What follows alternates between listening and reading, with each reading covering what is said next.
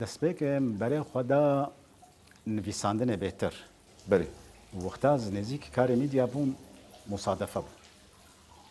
يعني نبريارام بو يعني مصادفة بو تلفزيون دبي نه دەستپێ دکردن الشامي نا دبي بخوا بس تيمك شاندبون تيمك شاندبون شامي أو برنامج شيكن بلي أول برنامج كير شيكن نافني روشنبري قالك مثلا حيدر وحنامينا وممدوح عدوان ونصار مش نافن قالك مثلا بون أو خبرات جموان تنبو نخواندنا يعني نخواندنا فشون جم ممدوح عدوان ولو برسي عام يعني شوي بكربون ممدوح برا واندا ممدوح يعني رحمه قديله بفدي نذكر يعني برا واندا يعني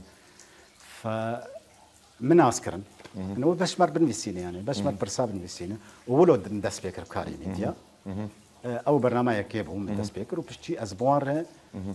شش حفت برنامج سوري نافي من التلفزيونات دبي جردر دكات التلفزيونات السوري شاندوم وان شاندوم اصلا ازنت فكري ما التلفزيونات السوريه از اجنبي ما تزانا عقده دائما بالشام يروز اجنبي بين نفوس بين ناس نعمل مشكله زي هرم يعني وان شاندوم وجرب بوان كاركر طبعا بوان كاركر تشندنا هنا جانب يا موافقه امني هرشش معها ونزعنا متشاف كذا يعني اصلا خلص نمد بيشات از خوازم بس بمناسبه دي بس سلافاكيش محسن غازي ريكم هنرمند سوري يعني وجهه او في كاراكش تكويش مرد كربلاستي الي كارو قالك الي كارو